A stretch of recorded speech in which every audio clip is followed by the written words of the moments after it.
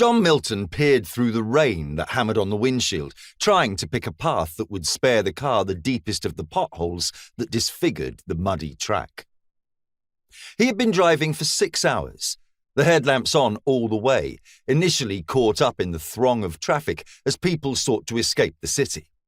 Then he had been slowed by the terrain, the visibility, and his lack of familiarity with his surroundings. He rolled past a fork in the road, slowed, and parked the rental on the margin of the road. It wasn't much more than a backwoods track by this stage, cutting between groves of cypress trees that were garlanded in Spanish moss, heading straight into the heart of the bayou.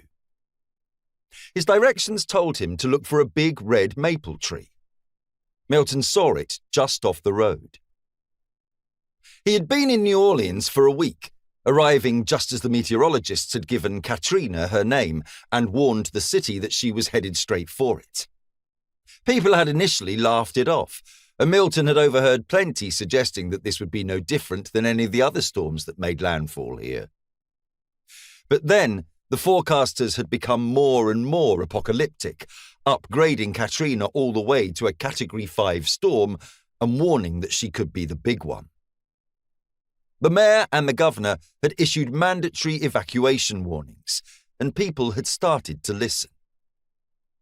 It had been bumper-to-bumper gridlock until he was out past Norco, and even then, the roads had only started to flow easily when he exited at La Place and made his way into the swamp. Milton had been in hurricanes like this one before, and he knew what they could do. Some people still refused to evacuate, telling newscasters proudly that they weren't going to be chased out of their homes, and Milton had looked at them and shaken his head at their blasé stupidity. He would have evacuated if he had been given the choice, but his target was one of those stubborn-headed locals, and because of that, he had to stay too. Milton looked down at the instructions for a final time.